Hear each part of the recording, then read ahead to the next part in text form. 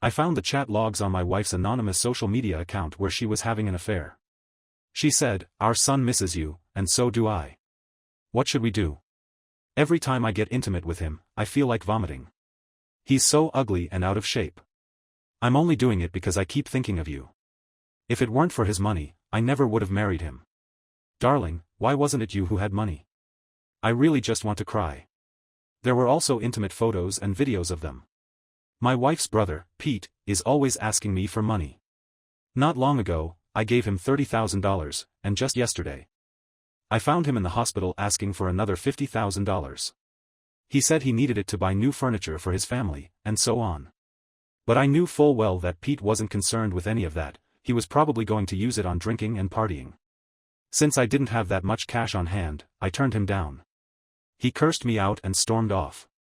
When I got home, my wife, Anna Smith, who usually had a cold demeanor, looked even colder than usual.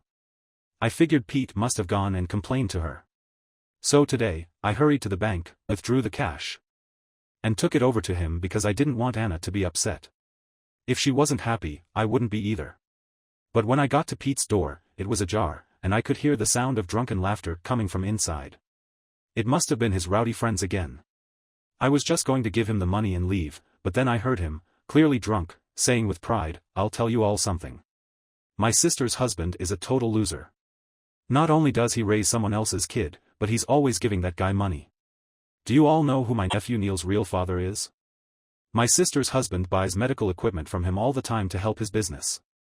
And every Christmas, my sister's husband invites him over to eat with them. This idiot doesn't realize that his wife, his kid, and his money are all someone else's."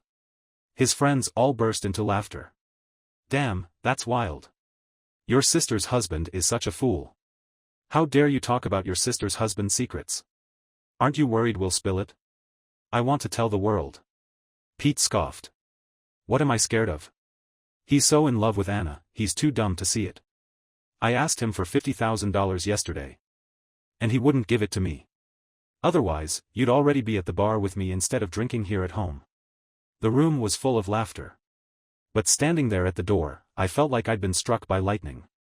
I couldn't move, frozen as if my nerves had been paralyzed. My blood seemed to freeze, inch by inch.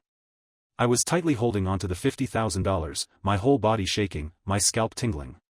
What was he saying? Anna Smith was cheating on me, my son wasn't mine, the other man was Henry, wasn't it? Just because I refused to give him money, Pete was spreading my private life behind my back. I didn't go inside. I turned and fled, clutching the money. I ran like mad, diving into my car before I could finally regain a sense of myself.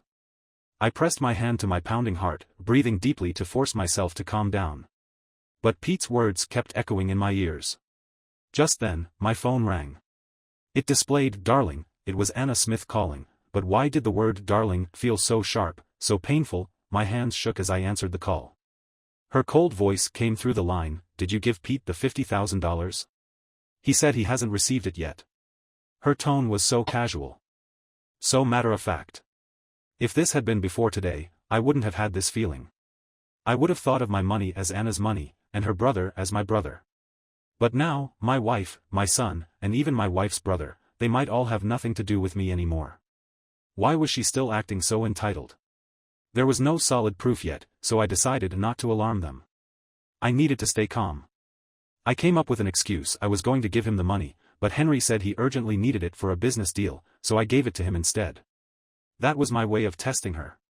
Sure enough. When I mentioned Henry needing money, Anna softened. She didn't scold me any longer. "All right, then. Get another $50,000 for my brother tomorrow." I casually responded and hung up the phone. Afterwards, my heart grew colder by the second. If I hadn't heard Pete's words, I wouldn't have thought twice about this. After all, Anna and Henry were classmates. We'd all kept in touch over the years, both families married, had children, and continued to interact. Henry worked in medical equipment, and my family owned a private hospital. Most of my hospital's medical equipment came from him.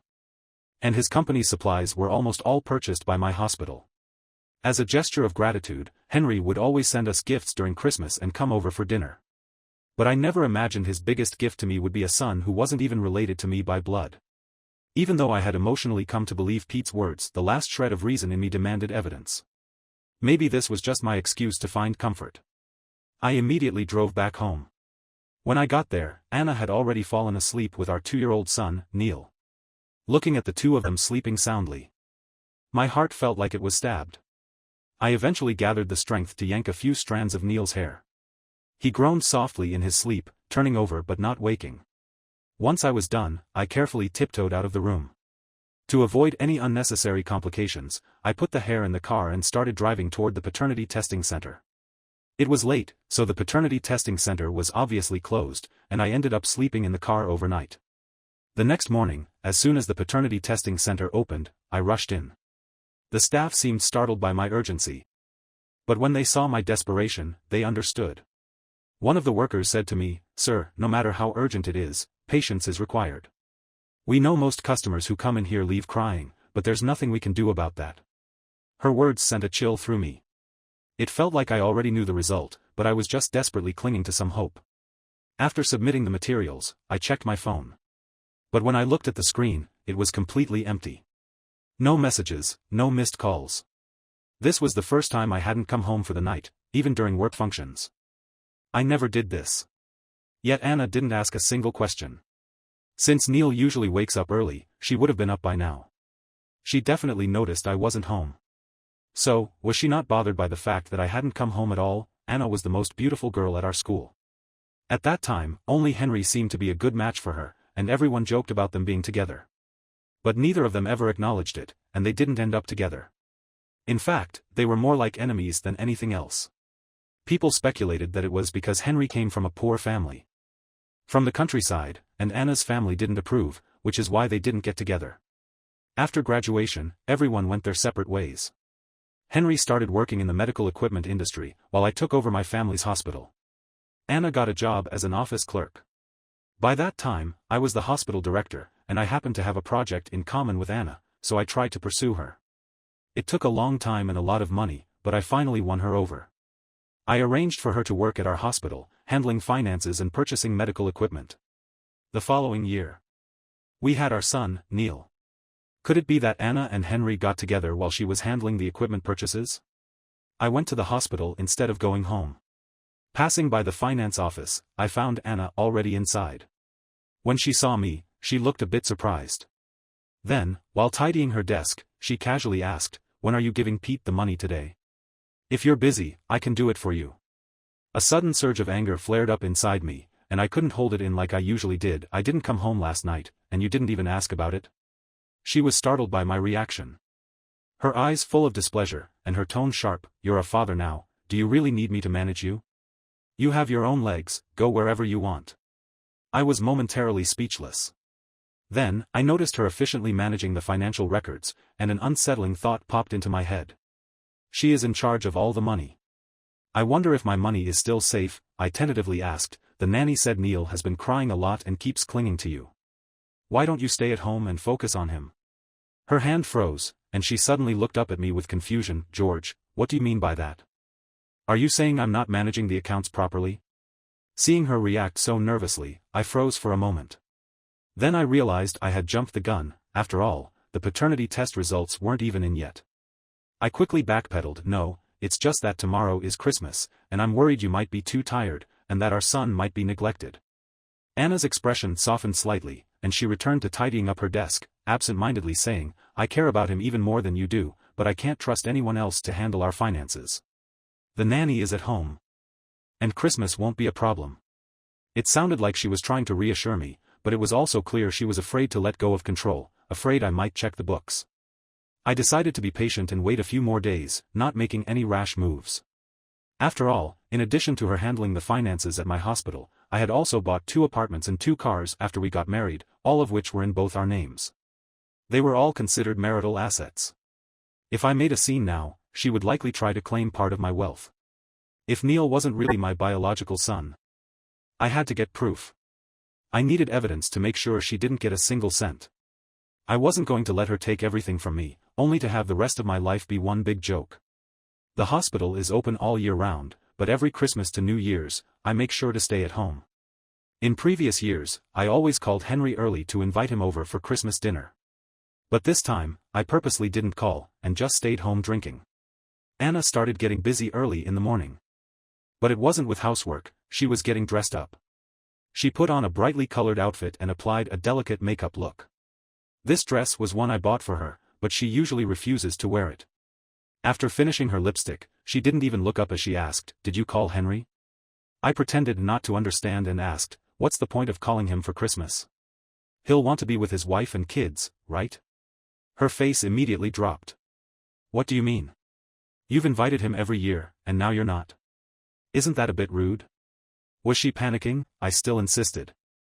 "I didn't consider his wife before. He always comes alone. What about his wife and children?" The more I thought about it, the stranger it seemed.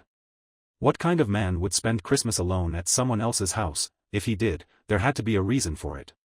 Anna's expression shifted abruptly as she stood up and looked at me. "Then you can ask his wife and children to come along." I remained unmoved. Just then, Henry's call came in. I suppressed my anger and answered. He laughed before saying anything. "George, Merry Christmas. I'm a bit busy today. But I was about to call you and invite you to come over for dinner." I forced a smile and glanced at Anna's reaction. Sure enough, her face immediately brightened. When Henry arrived, he brought a lot of gifts, gift baskets, luxury skincare products for Anna, and a toy set for Neil. Anna smiled and accepted them graciously, while Neil was excited. I, however, stood there like an outsider, watching them. The nanny prepared a lavish meal, and we drank wine. At the dinner table, Henry and Anna exchanged many meaningful glances, their eyes lingering on each other. I intentionally dropped my chopsticks and bent down to pick them up. As I did, they were so lost in their gaze that they didn't even notice me slipping under the table. As soon as I got underneath, I saw their hands intertwined. Anna had kicked off her heels, and her bare foot was wrapped around Henry's lower leg. The wine I had just swallowed nearly came back up. These two scumbags. I had treated Anna like a treasure and considered Henry a good friend. And now, behind my back, they were having an affair, while I was the one raising their son. My anger surged. And I almost flipped the table. But reason kicked in, and I took out my phone, quickly snapping a picture of their intimate moment. After dinner, I made up an excuse about urgent work and retreated to the study. I asked Anna to see Henry out. Once I heard the door close, I deliberately turned on the study lights, while I slipped onto the darkened balcony. From here, the view was perfect. I could see the narrow alleys on both sides of our house. I was really beginning to understand what it's like when you're catching your spouse cheating. You become like Sherlock Holmes. And your intelligence is razor sharp. I saw them step out the door, and Henry immediately pulled Anna into the alley to the right. Before Anna even had a chance to react, he kissed her. Anna eagerly responded, and the two of them kissed passionately under the dim streetlight, unwilling to part even as if the end of the world was approaching. Standing on the balcony, I clenched my fists, my nails digging into my palms. But I didn't feel pain. I only felt an overwhelming sense of shame and fury. They stayed close for more than half an hour. And I watched them for more than half an hour. When Anna came upstairs, her face was flushed, and her lips were swollen. That night, I intentionally tried to get close to her, but as expected, she pushed me away, saying she was tired. In the past, she would come up with various excuses to reject me. And I could understand that. But I never thought she would cheat on me. I didn't realize that her body and heart had already been claimed by Henry. I lay beside her, unable to sleep. Once she had fallen asleep, I gently took her phone and unlocked it. We both knew each other's passwords. To show trust, I had never looked through her phone. I hid under the blanket and carefully checked her social media accounts. I found her chat history with Henry. Nothing had been deleted. And all they talked about was work. There wasn't a single flirtatious word. I couldn't believe it. They had a son together. How could there be no trace of their relationship? Her contact list wasn't very long, so I looked through it all. Nothing unusual. I had to try the final method, checking if she had another account. I went to settings and clicked on Switch Account. Sure enough, there was one. She probably logged in every day. It switched over without needing a password. This account only had Henry in the contact list. My hands trembled as I opened it and scrolled up. But no matter how far I scrolled, I couldn't reach the top. The more I scrolled, the colder I felt, and soon, I was trembling all over. There were not only their explicit flirtatious messages, but also private photos of them together. And even more shocking, there were numerous videos with them as the main characters. I don't even know how I managed to get through all of them. I couldn't fathom how cold, distant Anna could be so seductive and affectionate in Henry's arms. I had never seen that side of her. I found the answer to that question in their chat history. It turned out they hadn't disliked each other from the start. The only reason they hadn't been together was because Henry was from the countryside. She married me because of my wealth. She had constantly complained about how unattractive I was, how bad my body was. Every time we got intimate, she felt disgusted, and only by thinking of Henry did she manage to tolerate it.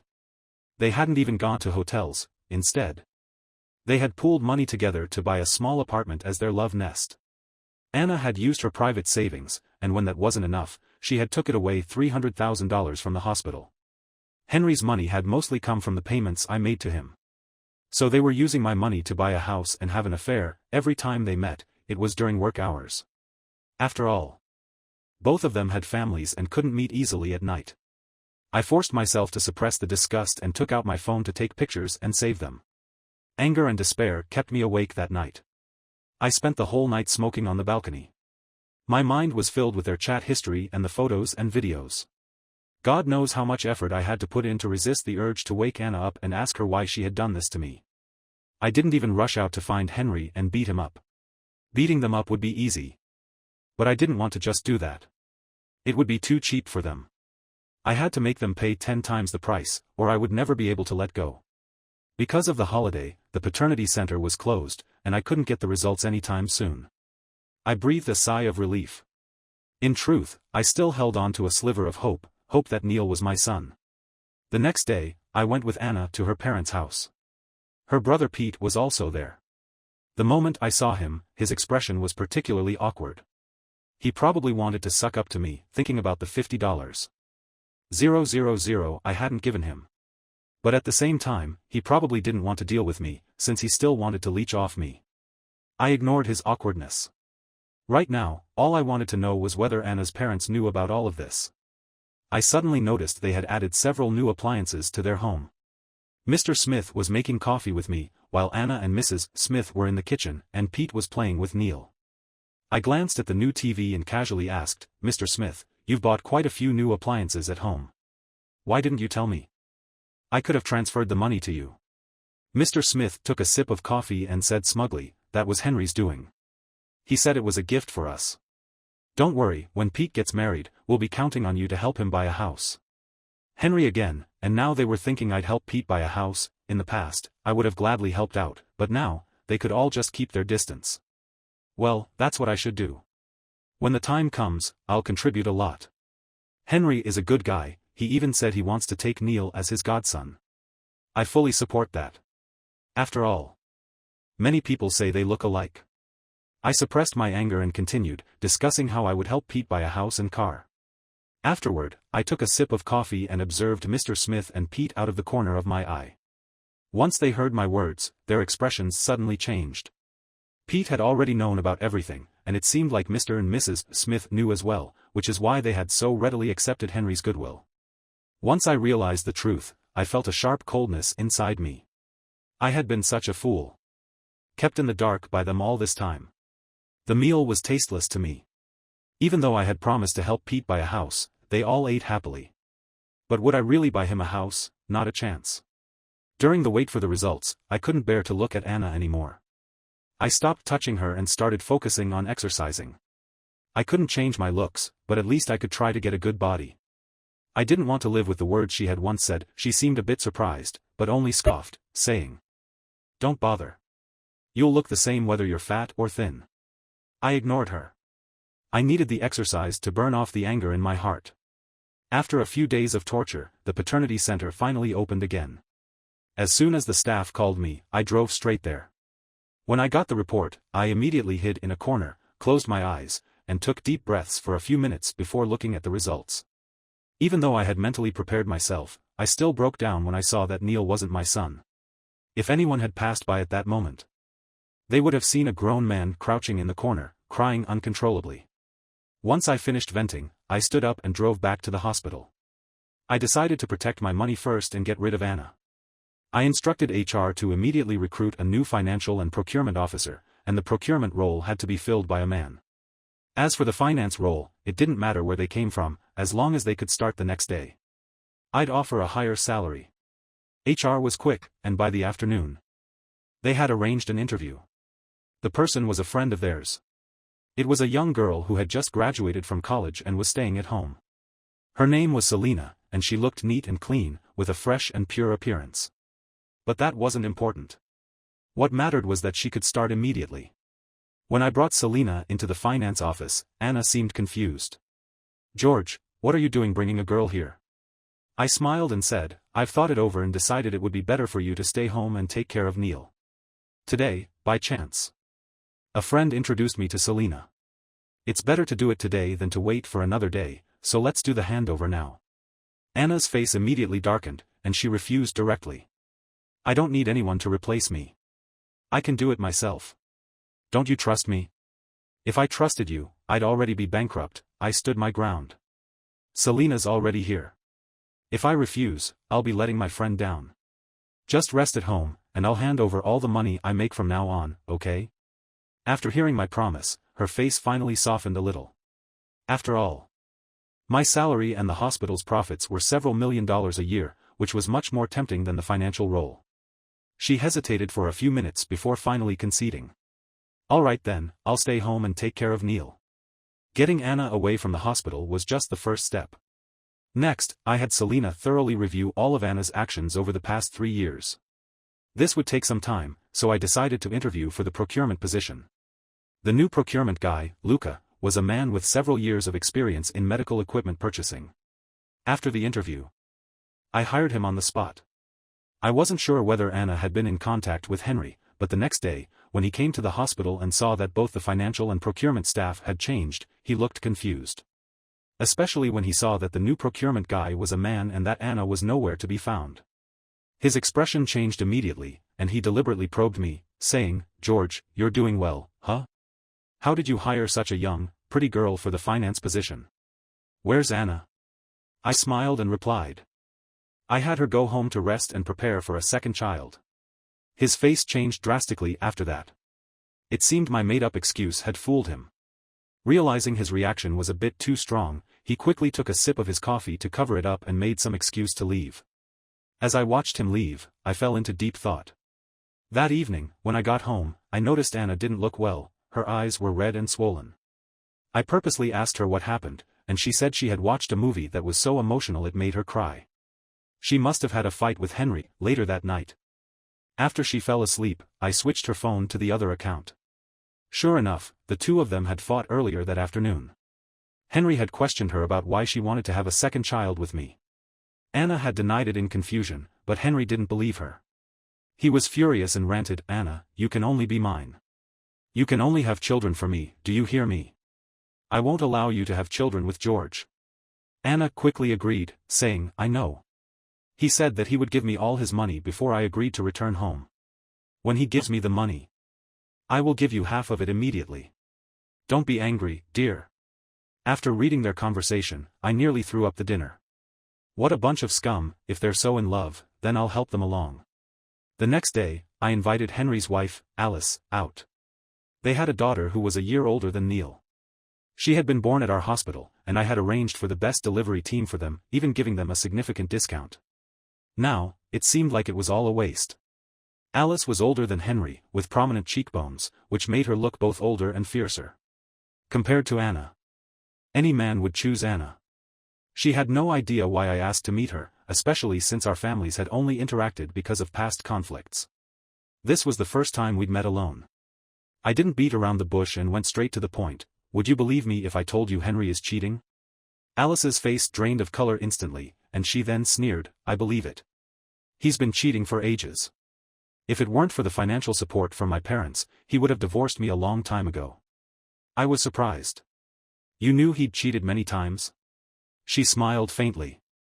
"He cheated even before we got married, but at that time, he swore on his knees and begged me to forgive him, promising he'd never do it again. That's why I married him. I was just so in love with him back then, I couldn't bear to let go. His startup capital came from my parents. I have 2 brothers, one is rich, the other has some power, so even though he kept cheating, he never dared to divorce me. I realized how foolish I had been, just like her. I was getting angry now. What if this time, he's cheating with Anna, and they even had a son together. She stood up in shock, knocking over her chair, her face filled with disbelief. How dare he? Realizing she had lost control, she glanced around and quickly sat back down, visibly trembling. I gave a self-deprecating smile. Yeah, how dare he go behind our backs like this? He must feel untouchable. Anna thought I loved her too much to suspect her. She could relate, and asked, so what are you going to do? Divorce? I looked at her firmly and said, divorce is a must, but I want them to pay the price. It might affect you, so I wanted to ask if you still want to divorce. She hesitated, biting her lip. After about 10 minutes of silence, she seemed to make a decision. I'll divorce. You do what you need to do, and I'll cooperate. I didn't trust her completely, but I just told her, no need to worry about that. Just get the divorce done. You don't want to live under Anna's shadow for the rest of your life, right? Every time we ate together, her eyes always held jealousy and envy when she looked at Anna. But back then, neither of us knew that the two of them had been secretly plotting. My words seemed to strike a chord with her, and she said firmly, I'll divorce. Wait for my news. But make sure you don't make it easy for him. With that, she stood up and left. Because of the 2-month cooling-off period for divorces, it was more than 2 months before she finally confirmed that the divorce had gone through. But I felt no emotional reaction. Honestly, her divorce didn't affect me much. I had warned her, if she hadn't divorced and told Henry, she'd face the consequences. Henry hid his divorce from me and didn't tell me about it. I pretended not to know and called him into my office, offering him an order. I told him I wanted to purchase a top-of-the-line MRI machine. The machine's price was over $9 million, and I roughly knew his financial situation. Even combined with his assets, he could barely reach $5 million. I had him place the order with the condition that payment would be made when the equipment arrived at the hospital. After all our years of cooperation, he didn't suspect a thing and readily agreed. There was a profit of over $1 million in the deal, which seemed like a good bet for him. He put in his own money to cover the costs but still didn't have enough, so he took out a loan from the bank to make up the difference. Thinking he had another deal in the bag and a divorce on the way, he couldn't wait to share the good news with Anna. Baby, that vicious woman finally let me divorce. And that idiot George gave me a big order, which can earn me more than $1 million. Once you divorce too, how about I marry you? But Anna didn't immediately agree. Instead, she said, divorcing now would be too much of a loss. I'll try to get more money from him before we do. Henry immediately praised her. Baby, you're so smart. I coldly finished reading their messages, then calmly took pictures of everything. At that moment, Selena also uncovered the financial issues. For the past 2 years, Anna had been cooking the books. There was an $800,000 discrepancy. In addition to the $300,000 I knew she had used to buy property, another $500,000 was missing. Selena asked if I wanted to report this to the police. I declined, telling her I only needed the evidence. Holding the proof of her embezzling money and cheating on me, I couldn't help but laugh. My own partner turned out to be so despicable, it only made me realize how foolish I had been. I found a time when I went to Anna's parents' house with her. I had just finished dinner with her family, and the next moment I threw the divorce agreement in front of her. Let's get a divorce. Her entire family froze. Mr. Smith was the first to react, questioning me. George, what's the meaning of this? Anna was still reading the divorce papers. Mrs. Smith looked at me in confusion, and Pete seemed to sense something but stayed silent. I calmly said, ask your dear daughter. Not only did she cheat and make me raise another man's child, but she also embezzled money from my hospital. Their faces immediately changed, like a colorful palette. Anna finished reading the divorce agreement and stood up angrily, shouting, I don't even get a penny, no house or car, and now you want me to pay $500,000? I shrugged. Yes, even the money from that little apartment of yours. I want back. She was furious. How dare you? We have so many assets after marriage. I laughed. Sure, but what does that have to do with you? You're the one at fault. I have all your chat logs, photos of you two holding hands and kissing, Neil's paternity test, and evidence of you cooking the books and embezzling money. Each one of these could leave you with nothing. Her face finally cracked. It was no longer the beautiful, radiant woman I once knew. With disbelief, she asked, you know everything? Now you're asking me this? I almost laughed. I glanced at Pete. All thanks to Pete. If not for him, I might have stayed a fool a bit longer.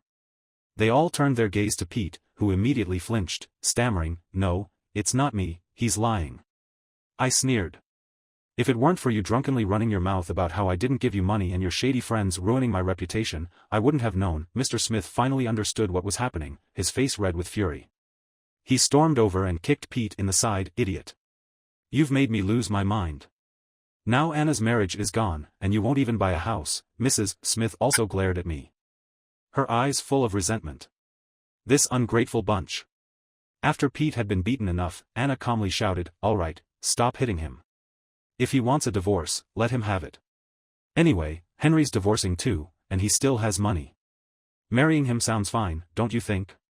You all like him, right?" So that was her plan. No wonder she was so calm earlier, just concerned about the money. I didn't say anything more but insisted she sign the divorce papers right then. She hesitated, knowing that signing would mean no money, and that she'd owe me $500,000. I reminded her, "If you don't sign, I'll call the police." "Do you really want to end up in jail? It wouldn't be good for a pretty woman like you to go to prison." She quickly signed her name, gritting her teeth and muttering, "Don't get too smug. When Henry marries me, you'll regret it." I tucked the divorce papers away, smiling. "Sure, be sure to invite me. And don't forget to have him buy a house for your useless little brother." With that, I turned and walked out. Did she think that divorcing me would let her live happily with Henry? Dream on. I had someone pack up Anna and her son's belongings overnight and move them out. She had wanted to do it herself, but I didn't let her set foot in my house again. As Neil left, he called me "Dad" through his tears. My heart ached a bit. After all, I had raised him for 2 years, so there were feelings there. But unfortunately, he wasn't my biological son. I couldn't raise him, because every time I looked at him, I would be reminded of how my wife had cheated on me. As Anna led him out, she stubbornly muttered, "Son, don't call him Dad. You have a father." I sneered. I hoped what she said was true. A few days later, Henry still mustered the courage to approach me. "George, I'm sorry. I've wronged you. I ruined your family. Please forgive me. I really loved Anna back then, I just couldn't help myself. Please forgive me." I didn't respond, just stared coldly at his haggard face. I had intentionally waited to divorce Anna, and he must have heard the news by now. But his equipment still hadn't been delivered to me. And he hadn't gotten his money yet. That equipment wasn't something any hospital could just ask for. He was desperate to beg me. I wasn't in a hurry, because our deal was only verbal, without any real evidence. He couldn't even report it to the police. Seeing that I wasn't answering, he went on, "George, you can hit me, curse me, just please don't ignore me. The equipment's ready, I can bring it over any time." I laughed for a long time. In his panicked gaze, I slowly said, "I don't want the equipment anymore. I never want to see you again. Now leave." He was frantic. Almost jumping up and down, "Don't, George. I've spent everything I have on this equipment, and I still owe over $3 million. I know I was wrong. I'm willing to kneel in front of you and beg for your forgiveness." I raised an eyebrow and looked at him, then kneel. And sure enough, he dropped to his knees in front of me, slapping himself in the face repeatedly, saying, "I'm a fool. I couldn't resist temptation. I'm sorry, George. I'm sorry." I recorded the video, immediately sent it to Anna, and then blocked her. After hitting himself for quite a while. His face was red as he looked up and asked me, "George, is it okay now? Can I bring the equipment over?" I put away my phone and smiled, laughing loudly, "Are you deaf?" I said I don't want the equipment. He froze. Then, once he processed it, he jumped up in anger and cursed, "What do you mean? I've knelt for you, and now you tell me you don't want it?" I played dirty, but I never promised that if you knelt, I'd accept the equipment. You've been sleeping with my wife for so long. What's a little kneeling? Is that too much to ask? He was furious, swinging a punch at me. I grabbed the intercom. "Security, come to my office. There's a madman here trying to hit me. Take him away." Before Henry's fist could land, he was grabbed by security. He yelled out in rage, "George, you bastard. I won't let this go. You run a hospital, do you think I can't ruin you?" I leaned in close to him and said, "You can try." As it turned out, Henry never got that chance. Before he could do anything to me, Alice's 2 older brothers had him dragged into an alley and beaten to a pulp. By the time he was brought to the hospital, he was in critical condition. I almost rejected him. But then I thought about it and decided to keep him. I ordered the doctors to do just enough to keep him alive. 2 days later, Anna and her parents came to see him. They were shocked, not just by how crippled he had become, but by the amount of debt he had piled up. They flat out refused to let Anna marry him. Anna didn't make a scene. Instead, she quietly listened to her parents' instructions. I think she was scared. Scared that a crippled Henry would drag her down for the rest of her life, all while living in a mountain of debt. I watched from the doorway, unable to suppress my cynicism. When you have everything, everyone kisses up to you. When you lose it all, people turn their backs on you without hesitation, devoid of any sentiment. Henry lay in the bed, watching Anna walk away, fuming with anger. But he couldn't get up, and when he tried, he collapsed back into the bed with a pitiful thud. Anna's family looked at him with growing disdain and immediately came up with an excuse to leave. As they reached the door, Anna's eyes filled with tears. She turned to me, looking utterly helpless. "George, I know I was wrong. Can we be together again?" Her parents joined in, nodding, "Yes, George, our daughter truly understands her mistake. She'll treat you well from now on." I sneered, coldly replying, "Sorry, I feel disgusted just seeing you. From now on, don't come to my hospital for treatment. Go somewhere else." "Thanks." Their faces fell. "You." I raised an eyebrow, "Get out now." Anna turned on her heel and ran, her parents trailing behind. I walked up to Henry's bed, staring at him coldly. "I've already notified your family. You can leave now." He was still fuming from the previous incident, and when I ordered him to leave, he tried to get up again, but fell back once more, yelling in frustration, "Are you even human? I'm still not well, and you want to kick me out?" I lazily raised an eyebrow. "You're broke, drowning in debt, and you think I'm saving you because I feel sorry for you? No, I saved you because I wanted to see the show." His brothers chuckled. I turned and walked out, leaving him to stew in his rage behind me. By the afternoon, his family arrived to take him away. Weeks passed, and I heard from friends that Henry was now bedridden, needing constant care. His family was exhausted. And they started showing no more concern for him. He didn't receive proper care, often smelling terrible and developing sores on his back. It was a pathetic sight. As for Anna, her parents introduced her to a wealthy older man. She moved in with him and his son, marrying him. Being a woman with a child made it hard to find a decent marriage, but she didn't have many options left. I heard that the old man treated her terribly. He would hit and berate her, and hardly gave her any money for the household expenses. To top it off, he frequently cheated on her. Anna cried every day. Now she realized just how lucky she had been when she married me. But it was too late. She had ruined everything. Her poor choices had left her with nothing. Friends expressed their sympathy, but I felt little. After all, every adult has to face the consequences of their own choices. As for me, I've been getting closer to Selena. It was my initiative. I realized how pure she was, like a little bunny. I wanted to protect her, to keep her from getting hurt. She's been so kind to me, and I can tell she's nervous about getting too close. Which makes me want to draw her in even more. She even made me a meal once, but she was too shy to give it to me. I think my happiness is finally on its way.